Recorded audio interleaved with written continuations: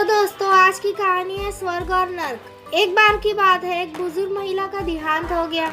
यमराज उसे लेने आए। बुजुर्ग महिला ने यमराज से पूछा, आप मुझे स्वर्ग ले जाएंगे या नर्क? यमराज बोले, दोनों में से कहीं नहीं। तुमने इस जन्म में बहुत ही अच्छे कर्म किए हैं, इसलिए मैं तुम्हें सीधा प्रभु के धाम ले जा रहा हूँ। बुजुर्ग महिला खुश हो गई और बोली, धन्यवाद, पर मेरी आपसे एक विनती है।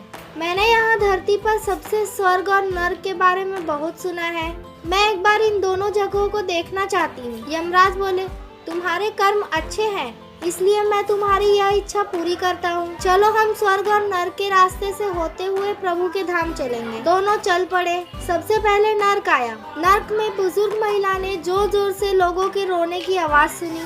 नर्क में सभी लोग दुबले पतले और बीमार दिखाई दे रहे थे। महिला ने एक आदमी से पूछा, यहाँ आप सब लोगों की ऐसी हालत क्यों है? आदमी बोला, तो और कैसी हालत होगी? मरने के बाद जब से यहाँ आए हैं हमने एक दिन भी खाना नहीं खाया। भूख से हमारी आत्मा तड़प रही है।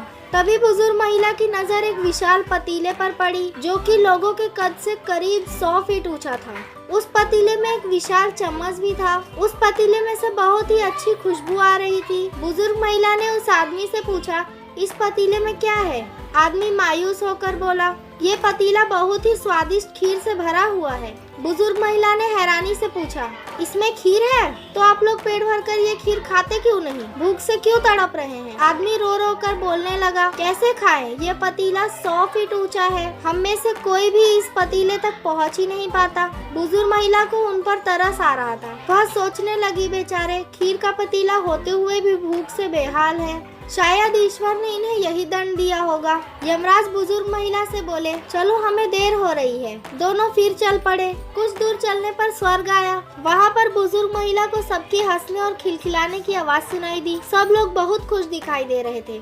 उनको खुश देखकर बुजुर्ग महिला को भी बहुत खुशी हुई। पर वहाँ स्वर्ग में भी बुजुर्ग महिला की नजर वैसी ही एक 100 फीट ऊंचे पतीले पर पड़ी जैसा नर्क में था। उसके ऊपर भी वैसा ही विशाल चम्मच था। बुजुर्ग महिला ने वहाँ के कुछ लोगों से पूछा, इस पतीले में क्या है? स्वर्ग के लोग बोले, इसमें बहुत ही स्वादिष्ट खीर है। बुजुर्ग महिला एक बार फिर हैरान हो गई। उन लोगों से बोली, पर ये पतीला तो 100 फीट ऊंचा है। आप लोग तो इस तक पहुँच ही नहीं पाते होंगे। उस हिसाब से तो आप लोगों को खाना मिलता ही नहीं होगा। पर मुझे तो आप सभी खुश लग रहे हो, ऐसा कैसे?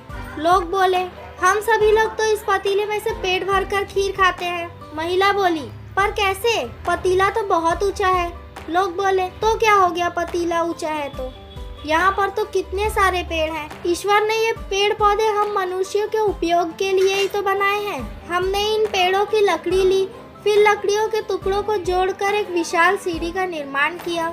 उस लकड़ी की सीढ़ी के सहारे हम इस पतीले तक पहुंचते हैं और सब मिलकर खीर का आनंद लेते हैं। बुजुर्ग महिला यमराज की तरफ देखने लगी। यमराज मुस्कुराए और बोले, ईश्वर ने स्वर्ग और नर्क मनुष्य के हाथ में ही सौंप रखा है। चाहे तो अपने लिए नर्क बना ले, चाहे तो अपने लिए स्वर्ग। ईश्वर के लिए उसके सभी बच्चे एक समान हैं। वो किसी से भेदभाव नहीं करते।